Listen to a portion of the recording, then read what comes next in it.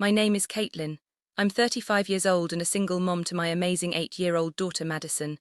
I never thought my brother's wedding would be the event that shattered our family facade. When Madison found that card labeled fake daughter where her name should have been, I watched her little world crumble before my eyes.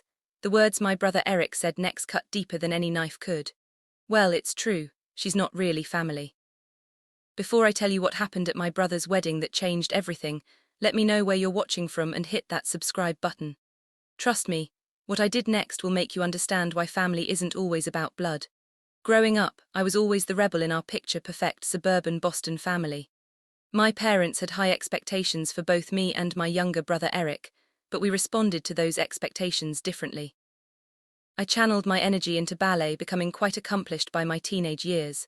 Dance was my escape, my passion, my future. I was even accepted into a prestigious dance program in New York, much to the conflicted pride of my parents who always wanted me to pursue something more practical. But life had other plans. At 19, during what should have been my breakthrough performance, I suffered a career-ending knee injury. 3 surgeries later, I had to accept that my dream of becoming a professional ballerina was over. My parents, especially my mother, barely concealed their relief.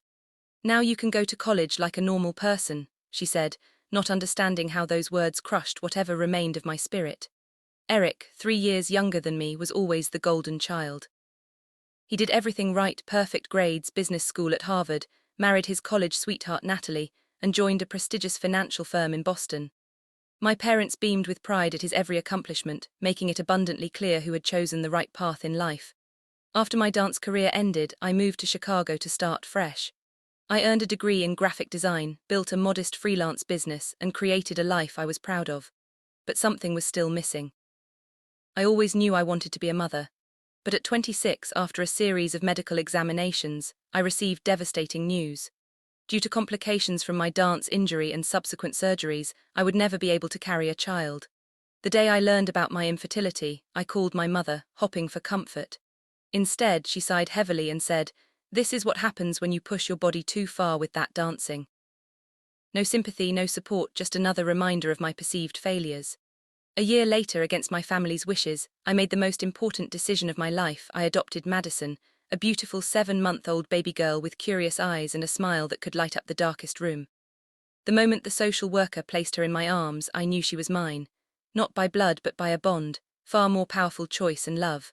My parents were less than thrilled. "You're not even married," my mother complained during one of our increasingly rare phone calls. "How are you going to raise a child all by yourself and an adopted baby? You don't know what kind of problems she might have." Madison was perfect in every way. As she grew, her personality blossomed. She was thoughtful and creative, with a talent for art that amazed her teachers. Her favorite color was purple, and she insisted on having purple somewhere in her outfit every single day. She loved reading, building elaborate worlds with her toys, and asking questions about everything. So many questions that sometimes I'd jokingly ask if she was preparing to write an encyclopedia. Our life together in our cozy 2-bedroom apartment in Chicago was simple but full of love. We had our morning routine breakfast together, while I quizzed her on spelling words, then walking hand in hand to her school before I headed to my shared office space. Evenings were for homework, art projects spread across our dining table, and bedtime stories, where Madison would often help by adding her own twists to the plot. Being a single mom wasn't always easy. There were nights when I'd collapse into bed exhausted from juggling client deadlines and parenting responsibilities. There were moments when I wished for a partner to share both the challenges and the joy. But whenever Madison wrapped her arms around my neck and whispered, "You're the best mom ever," I knew I had made the right choice. My relationship with my family grew increasingly distant. We exchanged obligatory holiday cards and had occasional stiff phone conversations. My parents visited only once after Madison's adoption, spending more time commenting on my cramped apartment than getting to know their granddaughter. Eric was too busy climbing the corporate ladder to maintain more than superficial contact. Madison knew she was adopted. I believed in honesty from the beginning, explaining in age-appropriate ways that she grew in another woman's tummy. But in my heart, we celebrated her family day, the anniversary of her adoption, each year with cupcakes and a special outing. She seemed content with our little family of 2, though sometimes she would ask about my parents or Uncle Eric, wondering why they rarely called or visited. "They live far away." I would explain, omitting the painful truth that they had chosen to keep their distance, "but they love you in their own way." I wasn't sure if that last part was true, but I wanted to shield her from rejection. Little did I know that the protective bubble I had created would soon be shattered in the most callous way. The invitation arrived on a Tuesday in early April, an elegant cream-colored envelope with gold embossing. Eric and Natalie were finally getting married after a 5-year engagement. The ceremony would take place at an exclusive oceanfront resort near Cape Cod in June, just 2 months away. I stood in my kitchen coffee, growing cold in my mug, staring at the invitation. Part of me wanted to toss it straight into the recycling bin. The last time I had seen my family together was at my father's 60th birthday 3 years ago, an uncomfortable weekend of forced smiles and thinly veiled criticism about my life choices. Madison bounced into the kitchen, her backpack already on, ready for school. "What's that, Mom?" she asked, eyeing the fancy envelope. "Your Uncle Eric is getting married," I replied, trying to sound neutral. Her eyes widened with excitement. "A wedding? Can we go? I've never been to a wedding before." "Do I get to wear a pretty dress?" The questions tumbled out her enthusiasm instantly, making me reconsider my initial reluctance. "I don't know, sweetie. It's in Massachusetts and it's during school time," I hedged, not ready to make a decision. "Please, Mom, I want to meet Uncle Eric and Grandma and Grandpa. You always look sad when you talk about them." Her perceptiveness caught me off guard. That evening, after Madison went to bed, my phone rang. It was my mother, a rare occurrence that immediately put me on edge. "Caitlin, did you get the invitation?" She didn't bother with pleasantries. "Yes, it came today," I replied. "Well, are you coming? Eric specifically asked me to call and make sure you're bringing Madison. He wants the whole family there." Her tone suggested this was more obligation than genuine desire. "I'm not sure, Mom. It's a long way to travel and Madison would miss school." She cut me off. "This is your brother's wedding, Caitlin. Family should be present for important events, even if you've chosen to distance yourself from us." I bit back a sharp response about who had actually done the distancing. "I'll think about it." I promised instead. "Your father and I are getting older. We don't know how many more family gatherings we'll all have together." The guilt trip was expertly delivered as always. After hanging up, I called my best friend Jessica, who had been my rock through the adoption process and knew the complicated dynamics of my family. "They're suddenly acting like they want Madison there." "That's new," she commented skeptically. "My mother made it sound like Eric specifically requested her presence." "Maybe things are changing," I said, not quite believing it myself. "Or maybe they just don't want to explain your absence to the extended family and friends," Jessica countered. "Just be careful, Kate. I don't want to see either of you get hurt." Despite Jessica's warnings over the next few days, I found myself warming to the idea. Maybe this wedding could be a fresh start. Maybe seeing Madison in person, this bright, loving child who was thriving despite their dire predictions, would finally make them accept her as family. The deciding moment came when Madison and I were having dinner, and she asked again about the wedding. "Will there be cake and dancing?" "Yes to both," I smiled. "Can I wear a purple dress?" Her eyes shone with excitement. How could I deny her this experience? How could I deny her the chance to know her extended family, flawed as they were? I realized I didn't want to be the barrier between Madison and potential relationships with her grandparents. "And Uncle, yes, we can go shopping for the perfect purple dress this weekend." I told her my decision made. The next day, I sent our RSVP booked flights and reserved a hotel room near the wedding venue. Then Madison and I went shopping for the perfect outfits.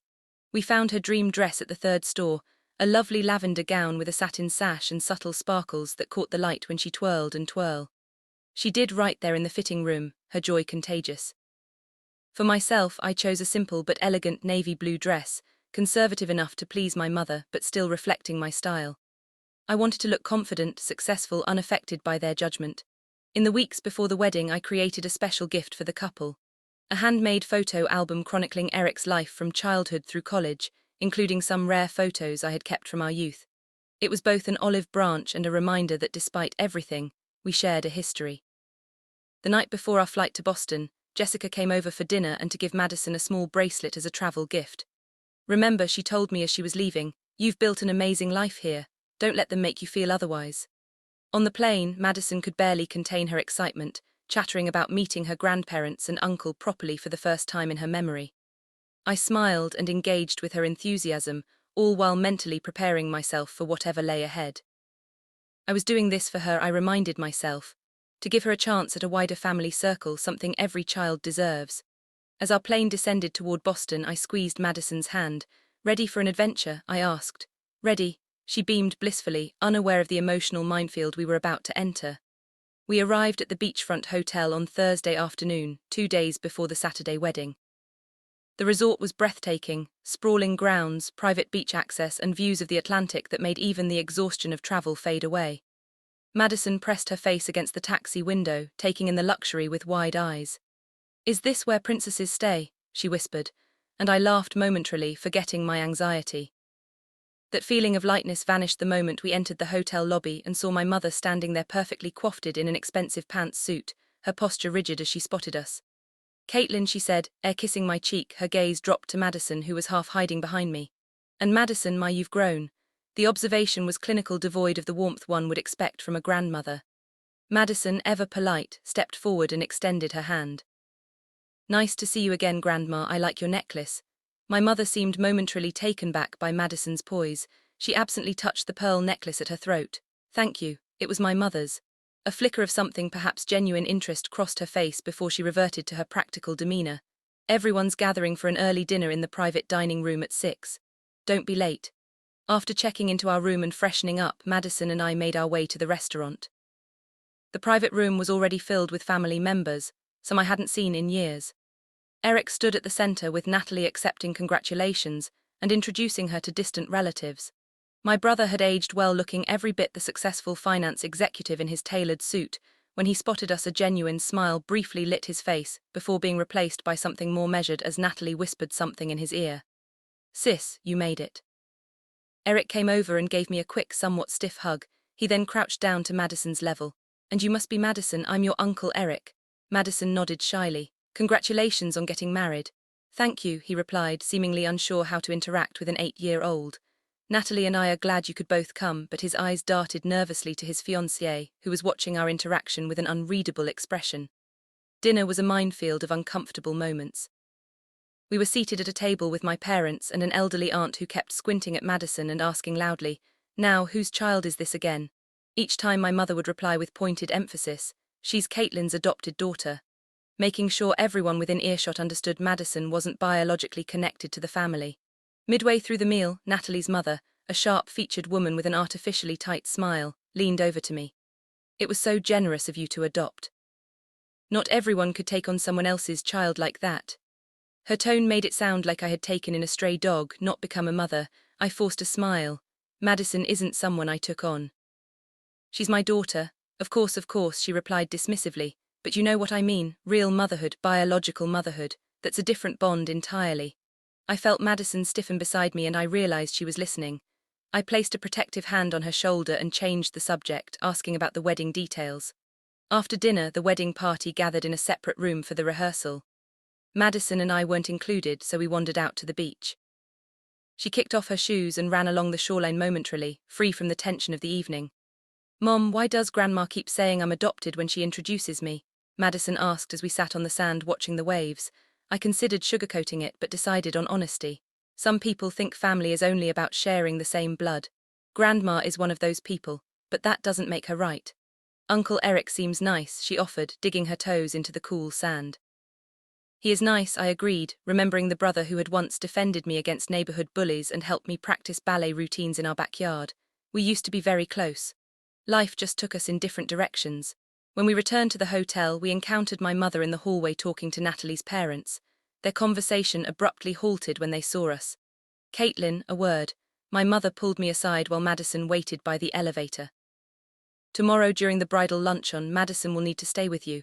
The event is for close family only." "Madison is close family," I countered, keeping my voice low but firm. My mother sighed dramatically. "You know what I mean. Natalie has specific ideas about her wedding and we need to respect that." "Does that include treating my daughter like she doesn't belong?" I could feel my temper rising. "Don't make a scene, Caitlin. Not everything is about you and your situation." With that, she rejoined the others, leaving me seething. Back in our room, I helped Madison prepare for bed, my mind racing. Already I could see this weekend was going to be more difficult than I had anticipated. As Madison brushed her teeth, I called Jessica. "They're acting like she's invisible," I whispered into the phone, stepping onto our small balcony so Madison wouldn't overhear her, or worse, like she's some kind of interloper. "Are you surprised?" Jessica asked gently. "Come home, Kate.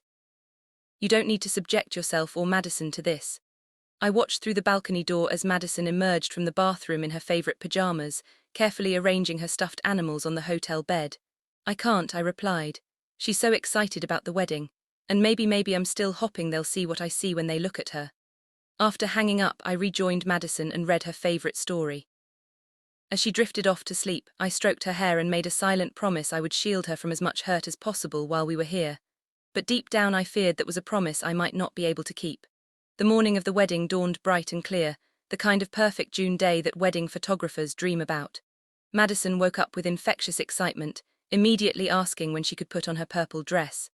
Not until later, sweetie. The ceremony isn't until 3:00, I reminded her, ordering room service breakfast to avoid another tense family meal. While we ate, Madison chatted about the day ahead. Do you think there will be other kids at the wedding? What if they ask me to catch the flowers? Is that the bride or the kids? I forget. Her enthusiasm was both heartwarming and worrying. I didn't want her hopes for a magical day to be crushed by the reality of how some family members viewed her. But I kept my concerns hidden behind an encouraging smile, answering her questions and helping her style her hair in a special way for the occasion. At 1:30, Madison twirled in her lavender dress, admiring her reflection in the mirror. Do I look like I belong in the family now? She asked innocently.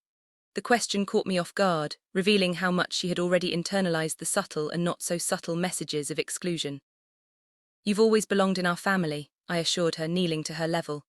No dress can make that more or less true. She nodded, but I could tell she wasn't entirely convinced. With one last check of our appearance, we headed down to the resort's garden where the ceremony would take place. The venue was stunning. White chairs arranged on manicured lawns overlooking the ocean. An elegant floral arch where Eric and Natalie would exchange vows and delicate ribbons adorning the aisle. Guests were already taking their seats, many stopping to greet each other with the animated conversation of people reuniting after long absences. A few of my cousins waved to us their expressions, curious as they took in Madison. I guided her toward the section reserved for immediate family, but before we could sit down, my mother intercepted us. Caitlin, you're in the third row on the right, she instructed, pointedly looking only at me. And Madison? I asked, already suspecting the answer. My mother glanced around as if searching for a solution to an unexpected problem. Well, I suppose she can sit with you. There just wasn't. We didn't plan for extra seating in the family section. I bit my tongue to avoid creating a scene before the ceremony. Well, find seats together, I said firmly, taking Madison's hand and moving toward the designated area. The ceremony itself was predictably perfect. Natalie was radiant in a designer gown. Eric looked handsome and genuinely happy, and their vows were tastefully personal without being overly sentimental. Madison watched with rapt attention, occasionally squeezing my hand during particularly romantic moments. As we moved from the garden to the reception ballroom afterward, I allowed myself to hope that perhaps the worst of the awkwardness was behind us. The setting was magnificent, crystal chandeliers, tables adorned with elaborate floral centerpieces, and floor-to-ceiling windows showcasing the ocean view. A string quartet played softly as guests found their assigned tables. Madison skipped ahead of me, eager to find our place cards. I bet we're at a table right up front, she said confidently. Since Uncle Eric is your brother, I followed more cautiously, scanning the elegantly arranged escort cards for our names. Madison reached the table first, her small fingers sorting through the cards with careful determination. She froze suddenly, her body becoming unnaturally still. Madison, did you find our names? I asked, moving closer. She turned to me, confusion and hurt clouding her eyes, holding up a card that made my blood run cold. Where her name should have been, someone had written fake daughter in the same elegant calligraphy as all the other place cards. Mom, her voice trembled. What does this mean? Before I could respond, she read it aloud, her voice carrying in the momentary lull of conversation around us. Fake daughter. Several nearby guests turned to look, expressions ranging from shock to uncomfortable curiosity.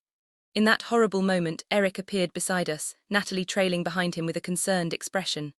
What's going on? He asked, clearly annoyed at the disruption. Wordlessly, I handed him the card. His face flushed, but instead of the outrage or apology I expected, he shifted uncomfortably and muttered. It's probably just someone's idea of a joke. A joke, I repeated, keeping my voice low but intense. Making my daughter feel like she doesn't belong is funny to you. Look, Caitlin, it's not that big a deal.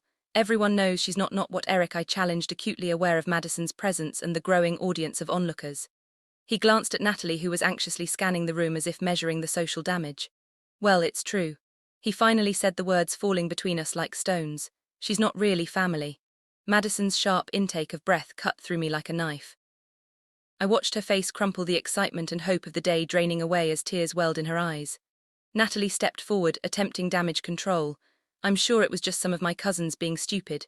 They have a weird sense of humor. We'll find your correct place card, but the damage was done. Madison was already backing away from the table, bumping into guests as tears began streaming down her face. I moved to follow her, but not before facing my brother.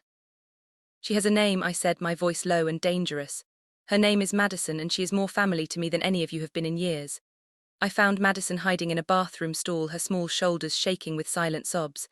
I knelt beside her, pulling her into my arms, my own tears mingling with hers.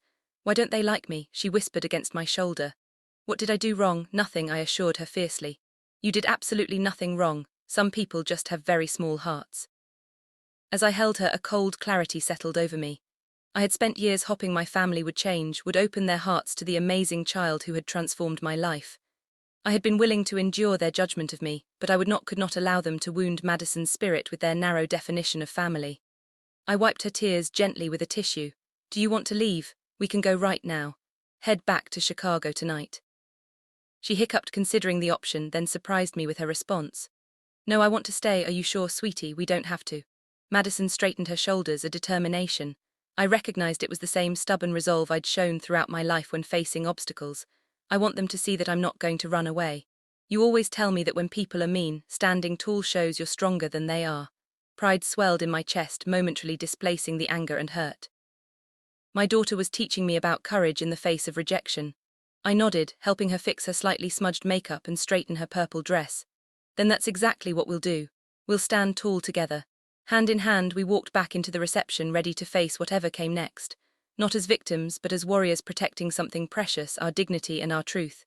We returned to the reception with heads held high, though Madison's hand trembled slightly in mine. The place card table was now surrounded by members of the wedding party, heads bent together in urgent conversation. My mother stood to one side, her face a mask of controlled distress as she spotted us approaching. Before anyone could speak, I picked up a pen from the table and took one of the blank spare cards. In clear, bold letters, I wrote "Real Daughter" and placed it exactly where the offensive card had been. Mom Madison whispered, a mixture of awe and anxiety in her voice. I squeezed her hand reassuringly. It's okay, sometimes we need to correct people's mistakes. My mother stepped forward, her voice low and tense. Caitlin, please don't make this more difficult than it needs to be. The coordinator is arranging new seating, just take Madison. And no, I cut her off. I need to speak with Eric and Natalie now. Perhaps it was the unfamiliar steel in my voice, but my mother actually backed down, gesturing toward a small ante-room off the main reception hall. They're in there trying to sort this mess out. I knelt to Madison's level. I need to talk to Uncle Eric and Aunt Natalie alone for a few minutes. Can you wait with Grandma? Madison looked uncertainly at my mother, who made a visible effort to soften her expression. I can show you the cake display, she offered stiffly. After making sure Madison was settled, I entered the ante-room to find Eric and Natalie in tense discussion with the wedding planner and Natalie's parents. Everyone out except the bride and groom, I announced, surprising even myself with my assertiveness. The wedding planner looked to Natalie for confirmation, then ushered the others out, leaving just the three of us. Once the door closed, I faced my brother directly. What happened out there was unacceptable. Eric ran a hand through his carefully styled hair. Look, it was just a stupid prank. Probably one of Natalie's cousins who had too much champagne before the reception. We're dealing with it. Dealing with it, I repeated, by dismissing it as a joke, by confirming to my 8-year-old daughter that she's not really family. That's not what I meant. He backpedaled, shooting a desperate look at Natalie. Then what did you mean, Eric? Please explain to me exactly what you meant when you said it's true in response to someone calling my daughter fake. Natalie stepped between us, her wedding dress rustling. Caitlin, please, this is our wedding day. We've spent a year planning this, and I've spent 8 years raising a child who deserves basic human respect. I counted a child who was excited to meet her extended family, who spent weeks picking out the perfect dress to impress all of you. Eric's facade finally cracked. What do you want me to say? That I went along with it because I was afraid of rocking the boat, that Natalie's family has certain traditional views about what makes a real family. That I've been caught in the middle trying to keep everyone happy. I want you to say that you're sorry, I replied. Not to me but to Madison, and I want you to mean it. Eric looked at Natalie, who nodded almost imperceptibly. I'll apologize to her, he conceded. It was wrong what happened and what I said, and then what I pressed. We go back out there and pretend everything's fine while your in-laws and our parents continue to treat Madison like she's somehow less worthy of belonging. Eric's shoulders slumped.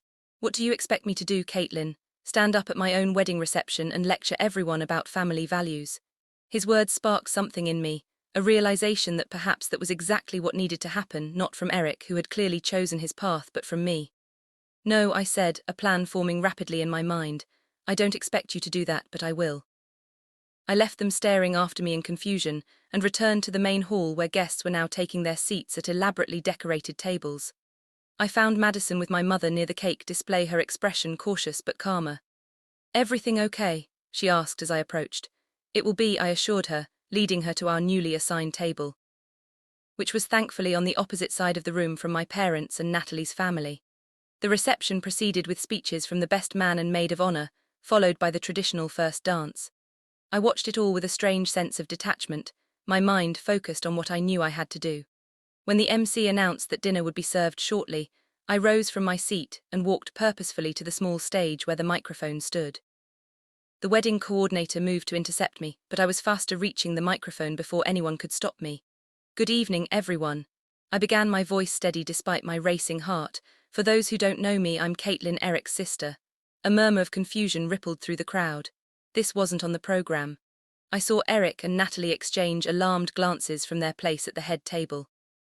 "I wasn't scheduled to speak tonight, but I've realized there's something important that needs to be said about family." I paused, finding Madison's eyes in the crowd. She was watching me with absolute trust, and that gave me the courage to continue. 8 years ago, I made the most important decision of my life. I became a mother to a beautiful baby girl named Madison, not through the traditional route of birth, but through adoption, through choice and love. And every day since, I've been grateful for that choice. I could see my mother shifting uncomfortably in her seat, my father staring stonily ahead. But there were also faces in the crowd showing genuine interest, even support. Today, Madison and I encountered something disturbing. Where her place card should have been, someone had written "fake daughter." And when confronted with this cruelty, someone suggested that it was somehow true that because we don't share blood, she isn't really family. Gasps and whispers spread through the room. Natalie's mother was frantically whispering to those around her while Eric sat frozen, his face unreadable. I'm standing here not to create drama or to ruin anyone's special day, but to speak a truth that shouldn't need saying. Family isn't defined by DNA. It's defined by love, by commitment, by showing up for each other day after day.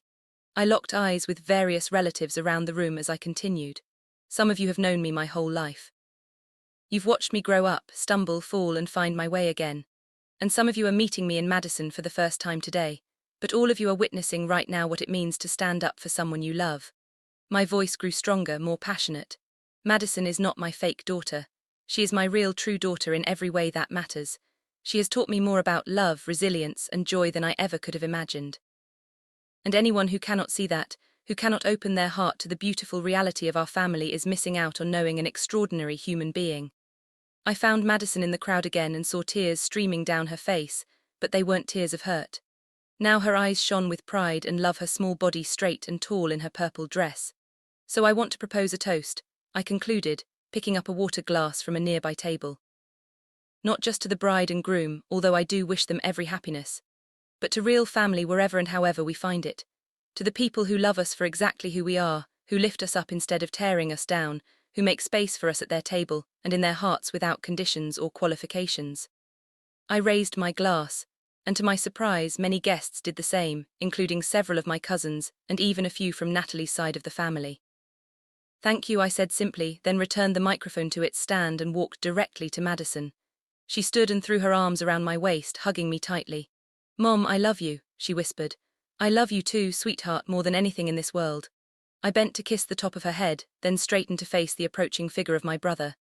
Eric's expression was a complex mixture of anger, embarrassment, and something that looked almost like respect. "Couldn't just let it go, could you?" he asked, but the heat had gone out of his words. "Not when it comes to her," I replied steadily. "Never when it comes to her," he nodded slowly. "I understand that now. I think I've been a coward, Kate." Before I could respond, he turned to Madison and crouched to her level, much as he had when we first arrived. "Madison, I'm very sorry about what happened earlier and about what I said. It was wrong, and you deserved better from your uncle." Madison studied him for a long moment, her gaze direct and evaluating in a way that was far beyond her years. "Why did you say it if you didn't mean it?" she asked simply. Eric winced at the directness of her question. Sometimes grown-ups say things to please other people even when they know better. It's not right and it's not an excuse. He glanced up at me briefly before continuing. "Your mom is braver than I am, she always has been." Madison considered this, then offered him a tentative smile. She's the bravest person I know. I believe that Eric agreed, standing up Caitlin about the reception. We're leaving, I told him quietly. We've made our point and now Madison and I are going to enjoy the rest of our evening somewhere else. He nodded, accepting my decision. Will you be at brunch tomorrow? No, I said firmly. I think it's best if we head home early. As Madison and I gathered our belongings and moved toward the exit, I noticed several guests watching us with varying expressions, some disapproving, others curious, and a few with undisguised admiration. My mother stood by the door, her face taut with suppressed emotion. You always had to be different, she said as we passed. Always had to make a scene. I stopped and turned to her, suddenly feeling a deep sadness rather than anger. No, Mom, I always had to be authentic. There's a difference. With that, Madison and I walked out of the reception and into the warm evening air, leaving behind the whispers, the judgment, and the narrow definitions that had confined us for too long. As we stepped outside, Madison looked up at me and smiled, a real unburdened smile that made every difficult moment worth it. Where are we going now, Mom? Wherever we want, I replied, feeling lighter than I had in years. Our adventure is just beginning. Instead of returning to the hotel where the rest of the wedding party was staying, I called a ride share and took Madison to a small bed and breakfast I had spotted in the nearby town. The quaint yellow cottage with its wraparound porch couldn't have been more different from the sleek luxury of the resort. It looks like a dollhouse, Madison commented as we checked in. Her spirit already rebounding with the resilience that never ceased to amaze me. The elderly woman who owned the place showed us to a cozy room with twin beds covered in handmade quilts. There's fresh cookies in the dining room if you're hungry, she told Madison with a wink. Wedding party get too wild for you folks? Something like that, I replied with a tired smile. After Madison had changed into pajamas and was happily munching cookies while reading a book from the B&B's small library, I stepped onto the porch to breathe in the cool evening air. My phone, which I'd silenced during our escape, buzzed insistently in my hand. 12 missed calls and 27 text messages. The fallout had begun. I scrolled through the texts first. My mother, how could you embarrass the family like this? Several from Eric, call me when you can. Where are you staying now? We need to talk. One surprising message from Natalie. I'm sorry about what happened. Can we speak tomorrow? Just as I was about to put the phone away, it rang again. Jessica's name flashed on the screen. Your brother called me, she said without preamble when I answered. He's trying to find you. How did he even have your number? Apparently he kept it from when we all hung out that one time years ago. He sounds pretty desperate to reach you. I sighed, leaning against the porch railing. I gave a speech at the reception. It wasn't exactly planned. Oh my God, Jessica gasped, then laughed. You went full mama bear, didn't you? What happened? I recounted the events of the evening, the fake daughter card, Eric's callous response, and my impromptu speech. Jessica listened without interrupting, occasionally making sounds of outrage or support. I'm proud of you, Kate, she said when I finished. And I bet Madison is too. She seems okay now, but I'm worried about the long-term impact. No child should ever have to question whether they're real enough to belong. So what's your plan now? Head home tomorrow? That's the idea, I confirmed. I don't think there's anything more to be gained by. I was interrupted by another call coming in. Eric again. I should take this, I told Jessica. It's the 13th time he's called in the past 30 minutes. Good luck, she replied. Call me tomorrow before your flight. I switched to Eric's call, bracing myself. Hello. Finally, his voice was a mixture of relief and exasperation. Where are you? Mom is having a meltdown. Natalie's parents are furious and half the guests are talking about nothing but your speech. We're safe. That's all you need to know, I replied evenly. Madison and I will be heading back to Chicago in the morning. There was a pause. Then Eric's voice came again, softer now. I messed up, Caitlin, I know that. What happened with the card was inexcusable and my response was even worse. Yes, it was, I agreed, not making it easier for him. Can we meet tomorrow, just to talk before you leave? I owe you and Madison a better apology than what I managed at the reception. I hesitated, torn between protecting Madison from further hurt and wanting to give my brother a chance to make amends. I don't know, Eric, please, Kate. I know I don't deserve it, but I'm asking anyway. Something in his voice of vulnerability I hadn't heard since we were kids made me reconsider. Fine, we can meet for breakfast at 9:00. There's a cafe called Seeb's on Main Street in town, but this is for Madison, not for you or me or anyone else. If she seems uncomfortable at any point, we're leaving. Understood, thank you. After hanging up, I checked on Madison, who had fallen asleep with her book open on her chest. I gently removed it, turned off the light, and settled into my own bed mind, racing with thoughts of the day's events and what tomorrow might bring. Morning came too quickly. I woke to find Madison already dressed, sitting by the window watching seagulls circle over the town. I told Uncle Eric we'd meet him for breakfast, I said carefully, gauging her reaction. How do you feel about that? She considered the question seriously. Is he still mad about your speech? I don't think so. He says he wants to apologize properly. Madison nodded. Okay, can I have pancakes at breakfast? Her simple acceptance of the situation humbled me. While I'd spent the night analyzing and worrying, she had already moved into forgiveness and practicality, focused on pancakes rather than grudges. At the cafe, Eric was already waiting at an outside table, looking tired and slightly rumpled in casual clothes rather than his wedding finery. He stood when he saw us, a tentative smile on his face. Thank you for coming, he said, pulling out chairs for both of us. I wasn't sure you would.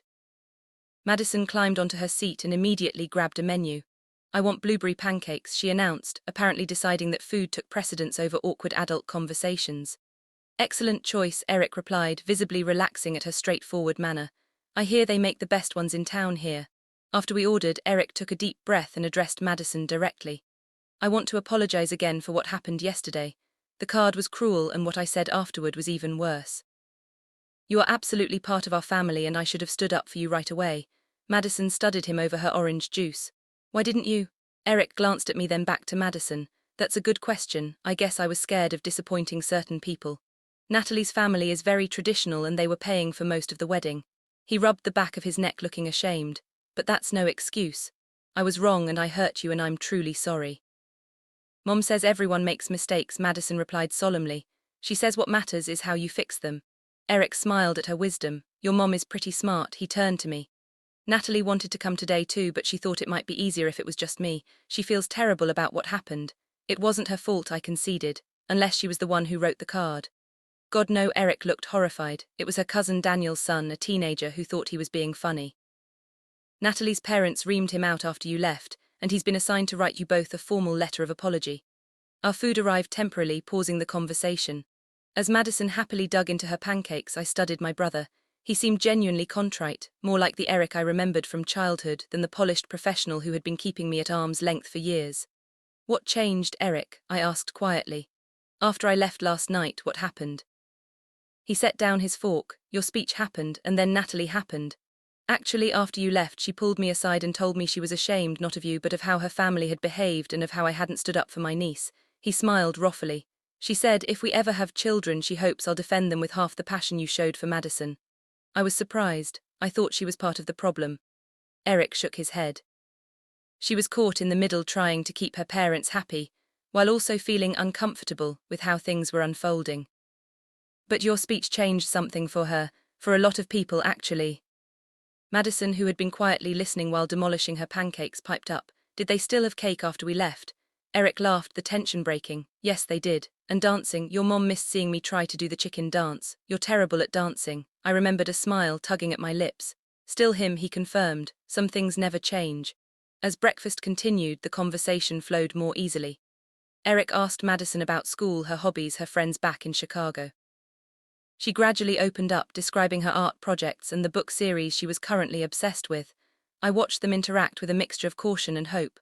When it was time to leave, Eric walked us to our waiting taxi. I hope this isn't goodbye for another 3 years, he said, his expression serious. I'd like to be a real uncle to Madison if you'll let me. I thought about all the years of distance, the missed opportunities for connection. It's going to take time, Eric. Trust needs to be rebuilt, I understand. I'm willing to put in the work. Before I could respond, my phone rang again. It was my mother. I declined the call, but moments later, Eric's phone began ringing. He glanced at the screen and grimaced.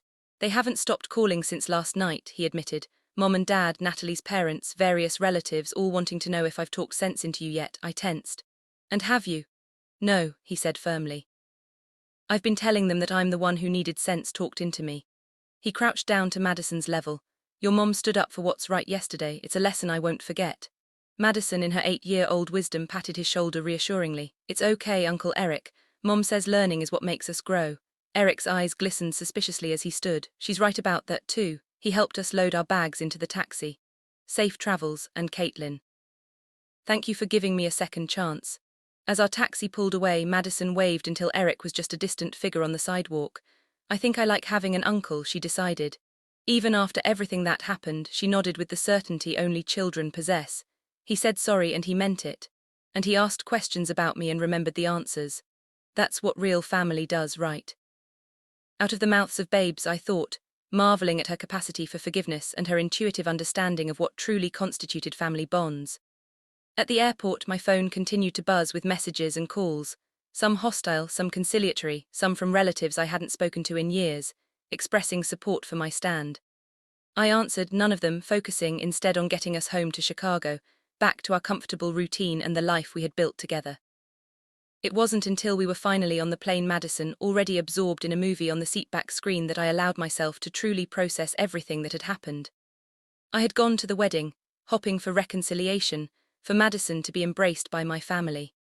Instead, I had found the strength to define family on our own terms, to demand the respect we deserved, rather than accept the scraps of acknowledgement offered. As the plane rose above the clouds, I felt a similar lifting in my spirit. For the first time since adopting Madison, I no longer carried the weight of seeking my parents' approval or trying to fit into their narrow definition of family. We were flying home, not defeated, but liberated, ready to move forward with those who truly valued us, and without the burden of those who didn't. Madison fell asleep against my shoulder somewhere over Pennsylvania, her face peaceful in slumber. I brushed a strand of hair from her forehead, overwhelmed with love for this child who had taught me so much about courage, authenticity, and the true meaning of family.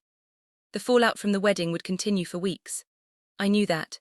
But whatever came next, we would face it together, stronger for having stood our ground, clearer about who deserved a place in our lives, and uncompromising in our knowledge that our mother-daughter bond was as real and valid as any other.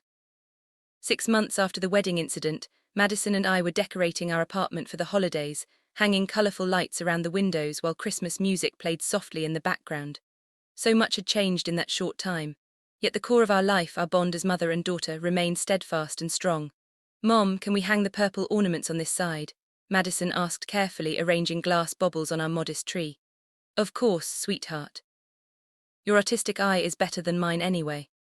I smiled, watching her meticulously place each ornament with the seriousness of a museum curator. The aftermath of the wedding had been both challenging and surprisingly healing. As expected, my parents had reacted with anger and disapproval to my speech and early departure. For weeks, my mother left voicemails alternating between guilt trips and demands that I apologize to Eric and Natalie for disrupting their special day.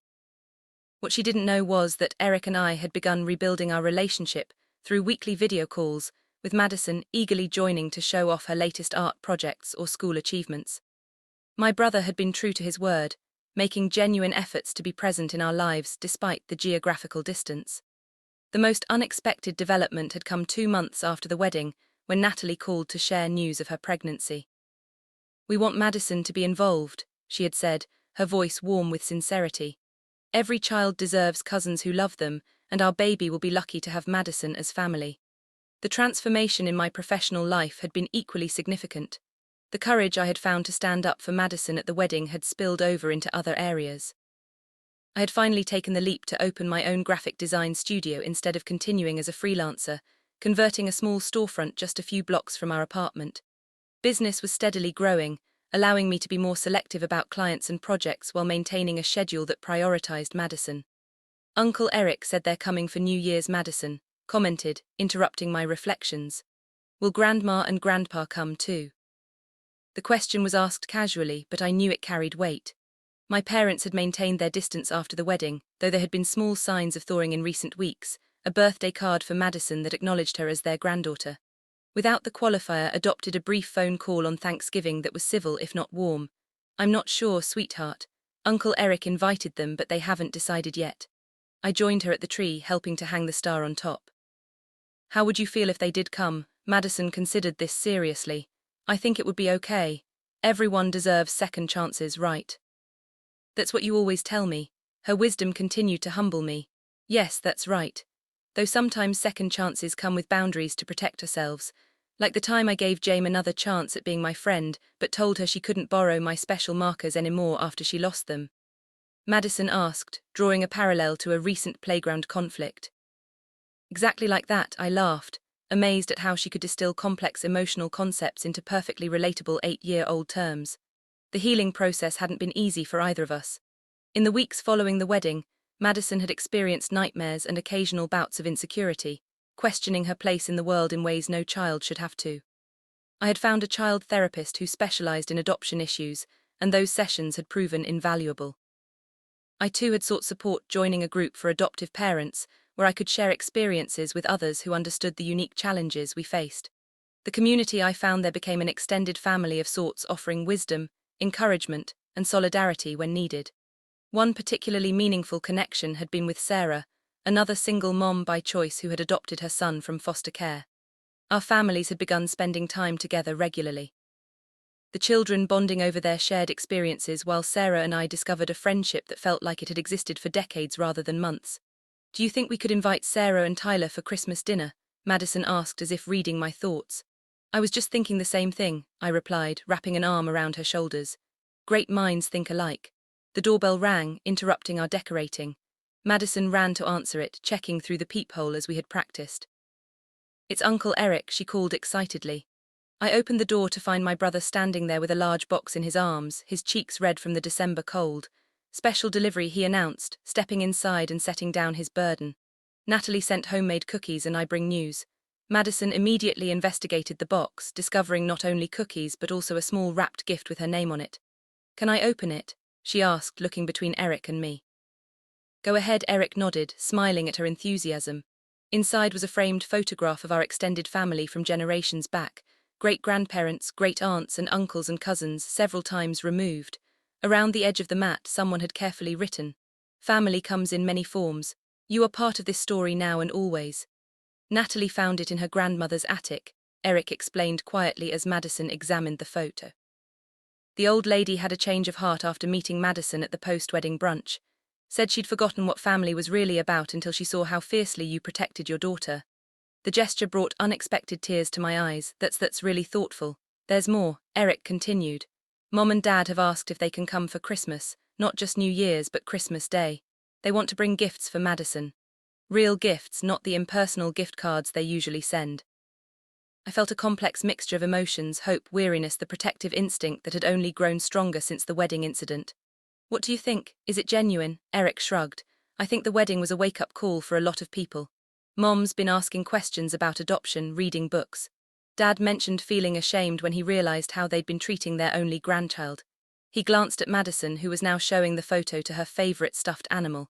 "People can change. Not overnight and maybe not completely, but they can try." "Like you did," I acknowledged softly. "Like I'm trying to," he corrected with a self-deprecating smile every day. After Eric left promising to return with Natalie for our holiday gathering, Madison and I returned to our decorating as she carefully arranged the nativity scene on our bookshelf. She asked, "Mom, do you think Grandma and Grandpa will ever love me like you do?" The question caught me off guard with its directness. "I don't think anyone will ever love you exactly like I do," I answered honestly. "But I think they're beginning to understand what they've been missing by keeping you at a distance. And I hope they'll discover how amazing it is to truly know you," she nodded, seemingly satisfied with this answer. "I'm glad we went to the wedding," she said after a moment. "You are, even after what happened?" "Yes," she said confidently, "because if we didn't go, nothing would have changed. Uncle Eric wouldn't call us every week. Aunt Natalie wouldn't be sending cookies and you wouldn't have opened your studio." I stared at her in amazement. "What does the studio have to do with the wedding?" Madison looked at me as if the connection was obvious. "You got brave, Mom. You stood up to everyone for me and then you weren't afraid to do other brave things too." Her insight left me momentarily speechless. She was right, of course. Wedding confrontation had been a catalyst, pushing me to stand firm in other areas of my life where I had previously compromised or hesitated. Christmas Day arrived with a light snowfall that turned Chicago into a picture-perfect holiday scene. Our apartment was warm and fragrant with the smell of baking, thanks to Madison's insistence that we make cookies from scratch rather than buying them. Sarah and Tyler would be joining us for dinner along with Eric and Natalie, and most nervously my parents.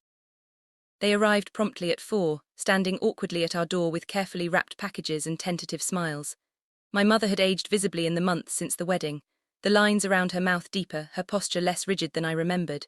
My father, always quieter and harder to read, carried a large gift bag with purple tissue paper, Madison's favorite color. "Merry Christmas," my mother said, her voice lacking its usual authoritative tone. "Thank you for having us." Madison approached them with cautious optimism.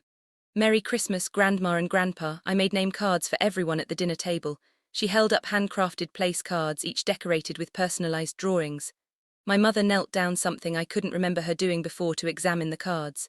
"These are beautiful, Madison. You're quite the artist." "Mom says I get my creativity from her side of the family," Madison replied. Did you like art when you were my age? A flicker of surprise crossed my mother's face, followed by something softer. I did actually. I used to draw all the time, though my parents didn't much encourage it. This small revelation that my mother had once been a creative child whose talents went unsupported explained so much about her relationship with me and my artistic pursuits. It was a tiny window into a person I had never fully understood. The evening unfolded with less tension than I had anticipated. Eric and Natalie arrived with more gifts and sonogram pictures of their unborn child. Sarah and Tyler brought warmth and easy conversation. Having no history or baggage with my family, Madison moved between the adults with growing confidence, sharing stories and showing off her room with its walls covered in artwork. After dinner, as everyone gathered in the living room for dessert, my father quietly handed Madison a wrapped package. "This is something special," he said, his voice gruff with emotion. "Your grandmother and I wanted you to have it." Madison carefully unwrapped the gift to reveal a leather-bound photo album. On the cover, embossed in gold were the words, "Our real granddaughter." She opened it to find photographs I had never seen before, my parents in their youth family gatherings from decades past. My own baby pictures and most surprisingly empty pages labeled Madison's adventures waiting to be filled. "We've missed too much already," my father said, meeting my gaze with regret in his eyes. "We'd like to be part of her life, your lives moving forward if you'll allow it." It wasn't a dramatic reconciliation with tearful embraces and all hurts instantly healed. Real life rarely works that way. Instead, it was a quiet beginning, a tentative step toward a new kind of relationship built on honesty, respect, and the recognition that family bonds must be earned rather than assumed. Later that night, after all our guests had departed and Madison was getting ready for bed, she handed me a small package wrapped in newspaper comics and secured with an abundance of tape. "I made this for you," she said, watching expectantly as I carefully unwrapped it. Inside was a handmade card, the front covered with a drawing of two figures, one tall, one small, standing together beneath a bright Sunday. Inside, in her careful printing, she had written, "To my real mom, thank you for always fighting for me." I pulled her into a hug, my heart so full it seemed impossible to contain. "Thank you for teaching me what's worth fighting for," I whispered against her hair. As Madison drifted off to sleep that night, I reflected on the journey we had traveled since that fateful wedding day. The path had been painful at times, the confrontations difficult, the realizations uncomfortable. But through it all, we had emerged stronger, more confident in our identities and in our definition of family. I had learned that standing up for what matters isn't a single moment of courage, but a daily practice. That forgiveness doesn't mean forgetting, but rather choosing to move forward with clearer boundaries and expectations. That family isn't a static concept defined by others, but a living, evolving connection that we actively create and nurture. And Madison had learned perhaps the most important lesson of all, that her worth wasn't determined by others' acceptance, that she didn't need to earn her place in the world or apologize for who she was. She had watched her mother refuse to accept anything less than respect and dignity for them both, and in doing so had absorbed a powerful truth that would serve her throughout her life. Sometimes the family you fight for becomes the family you truly deserve. And in that fight, I didn't just teach my daughter her worth, she taught me mine. If you've ever had to stand up for someone you love against family pressure, I'd love to hear your story in the comments. How did you find the courage to speak your truth? Remember to like this video if Madison and my journey resonated with you. Subscribe for more real-life stories and share with someone who might need to hear that family is about love, not labels. Thank you for being part of our extended family here, and may you always know your true worth. Music.